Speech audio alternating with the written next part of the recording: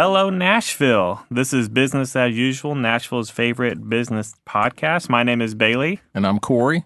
And we are with Alex West, the Economic Development Coordinator for the City of Goodlettsville. How are you today, Alex? I'm doing well. How are y'all? Doing good. Good to have you, Alex. Thank you. Yeah. Cool. Alex, can you tell us about yourself and what you do for Goodlettsville?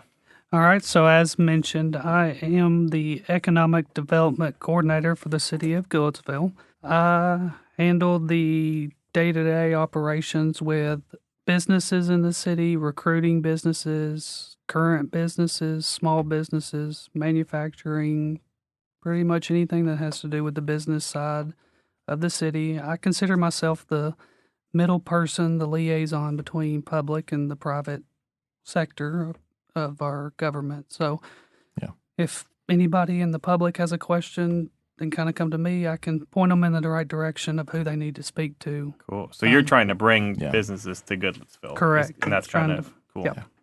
And you sort of also help current businesses there in Goodlettsville too, right? Correct. We support, as mentioned, every business in the city. Small manufacturing. Yeah. Ones looking to come into Goodlettsville. A wide variety of businesses that we continue to help and support. Yeah. Now, one thing that I always I found it amazing once I found this out is that you get to sort of, for lack of a better word, court new businesses to come in. They may be looking for a new site or something like that. How does that work? Yeah, so most of those projects are funneled through the state offices, whether that's the Economic Development Office through the state or TVA. Yeah. There's some are private companies that reach out, but those businesses come through that channel.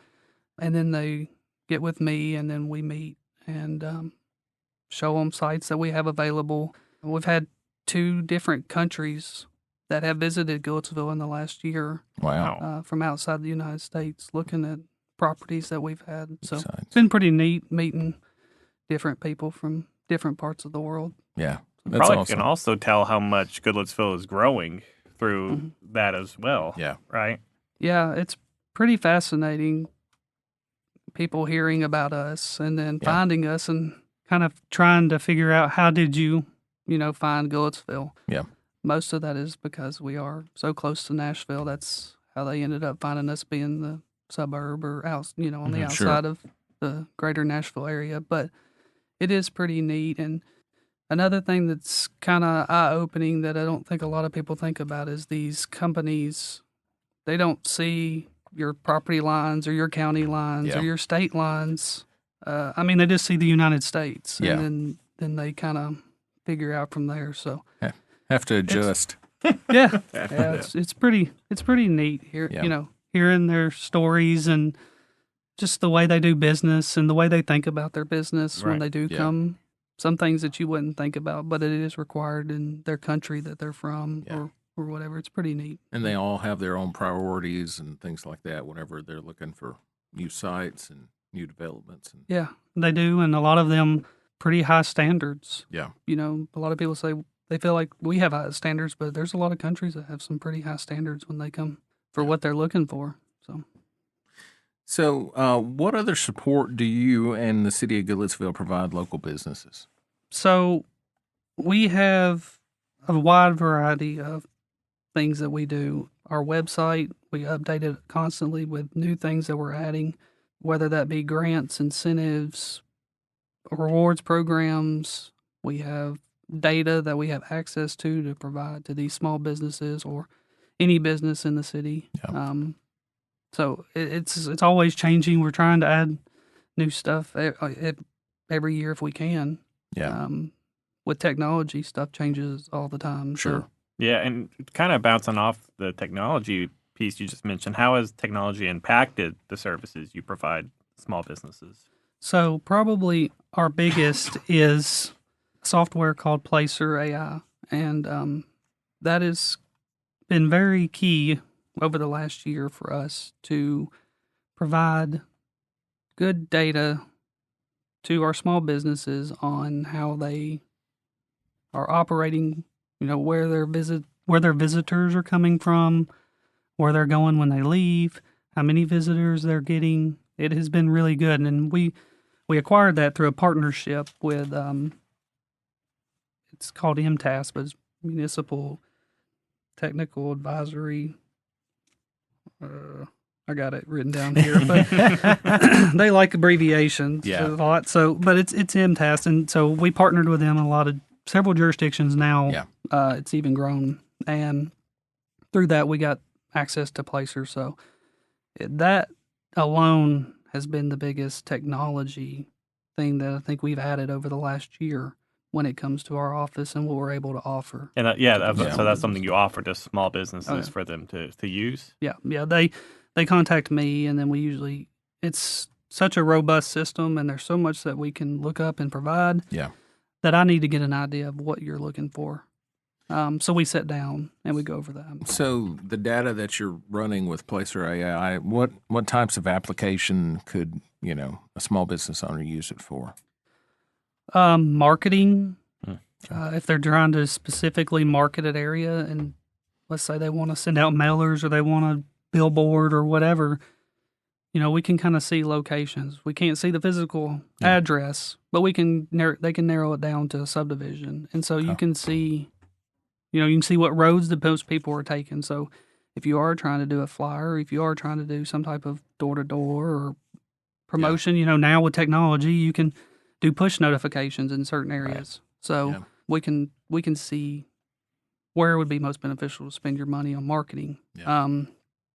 Outside of that, if you're partnering with a company, or if you're partnering with an advertising company, we have a lot of traffic from Nashville, from B&A, from the airport. Mm-hmm. Yeah. Just having so many hotels that we have a lot of traffic. So some marketing material there may be beneficial. Yeah. And is Placer, is that a free service that they can reach out to you to, or is there a charge with it? No, we do not charge for anything to do with providing them with the data. Cool. Very awesome. And the question that we always get, and there's a database that we teach about called Data Axle, and it has consumer information and things like that, available for free if you have a library card. Shout out. But anyways, so where does Placer get its data? That's the question we always get. It gets it from cell phone information. Pings. Yeah. Picks up the pings. If you're there for a certain amount of time, it starts registering. Yeah. It registers off your frequency. And then then they collect all that monthly, weekly. Okay. There's usually like a 4-day lag on data that they get. So that's where they get it from. So they're not watching you in real time. Drive down the street. Not through Placer. Good. Put it that way. Good. So what grants and incentives are available to small business owners in Goodlettsville? All right. So I want to kind of lead it off with that this is for this current fiscal year. Our fiscal year runs July to June. Okay. So from July of 2024 to June of 2025, we had $100,000 this year to divvy out between our two programs that we have. Yeah. We have a redevelopment grant and we have a tenant incentive grant. I'll get into those in just a second, but we have the hopes of carrying over that funding this year, pending board approval for 2025 to 2026. Hopefully the funds are the same, nothing changes on that end. But the redevelopment grant, the big key behind that was we have a Main Street antique district. Yeah. That was the big driver for it, was encouragement to help with those businesses redo their facades, signage. It has to be something that's physical in the grant. So that was kind of the direction and the goal we went. We did open it up to the entire city for this first round. So anybody could apply. We've had 2 over the last year apply. One was in our antique district, and then one was on kind of an outskirt property over by the mall. And they redid their sign in the yard, and it turned out really, really well. So the program's been good. We hope that it carries on. Just a couple, quick things just to note about the program is you have to at least do $1,000 worth project. Okay. That's 50-50 matching as well, with a maximum of $25,000. So Yeah. you can do a $50,000 project, and this last one that got approved, it was like 50 something thousand. So Okay. this, the grant will provide 25, and then the tenant or owner of the property is responsible for the remainder For the other amount. 25. Yeah. Right. Yeah.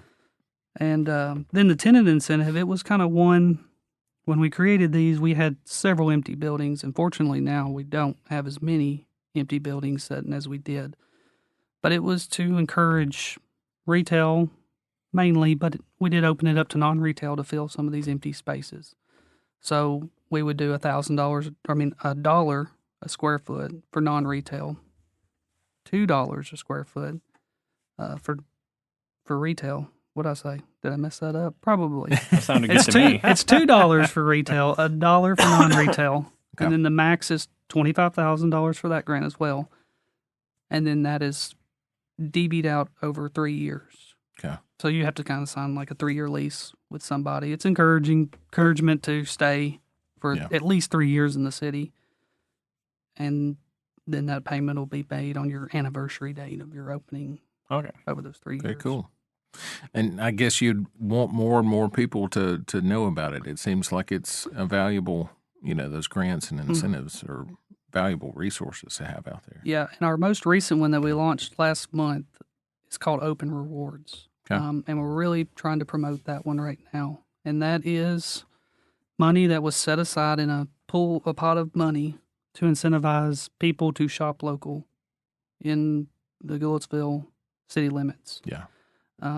You can get 5% cash back at participating businesses. It's Wow. 60, I think right now we're at 64 Okay. businesses that are participating. So you can get 5% cash back with a max of $10 per transaction. Yeah. And then you can request that money through the company third party that we're using. They'll refund you. They'll send it back to you. We don't work with any Yeah. local businesses on that. Yeah. You don't get it off at your sale. You have to submit the receipt later. Get reimbursed sort of get- thing. Get Yeah. reimbursed. So that's a big one that I hope continues on. I hope to see more people use it. Like I said, I think we're 60-something businesses, and we're about 60 users Yeah. have signed up for it so far in a month. So I know somebody already mentioned to me whenever I was at the library when we were still open before the renovation.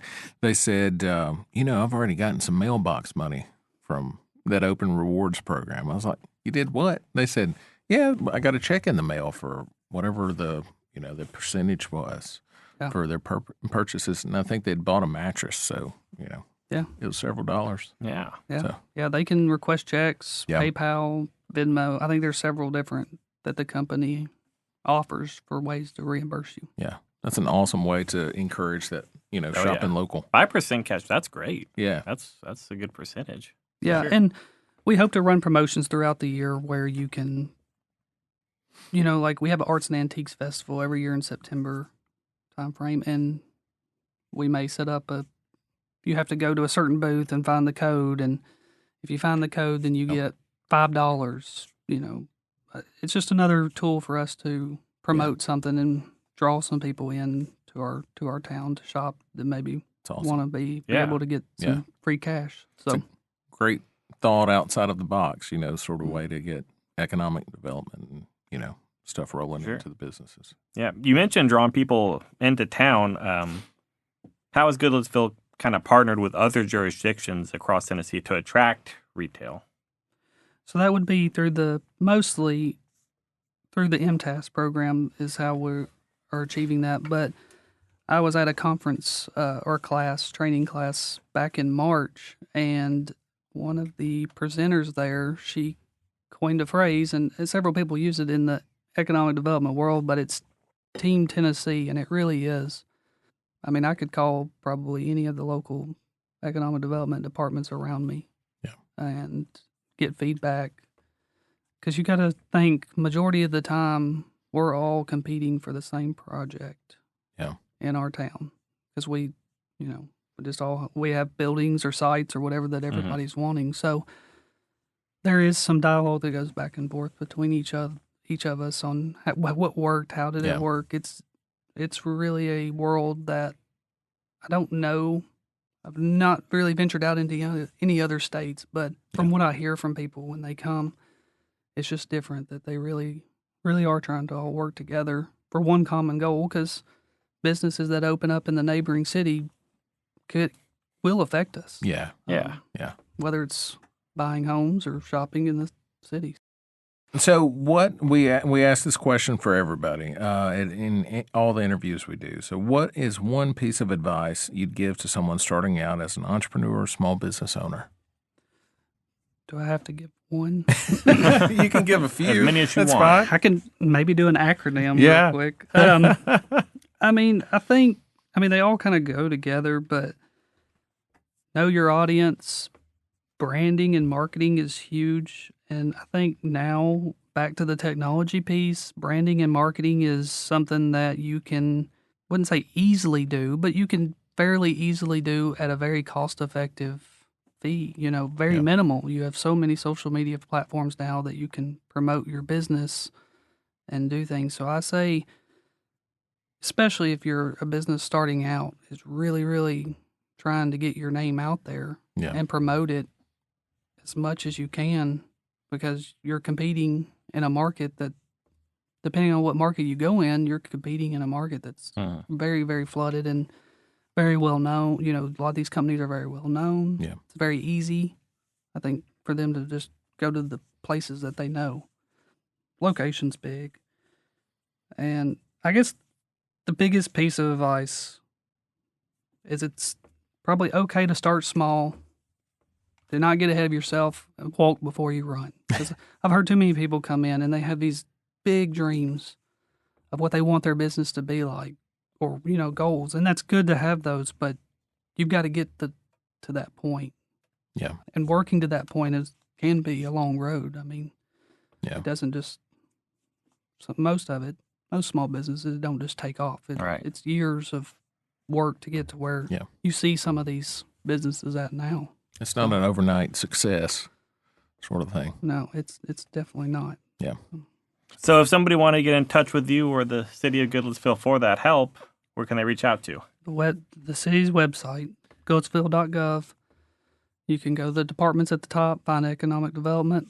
My information's on there. A lot of our interactive maps are on there. Links to grants through us, through SBA, through Metro Nashville, all of our partners, TVA, any kind of grant you can think of, we try to stick it on there, or at least a link to take you to where you can find theirs. Very awesome.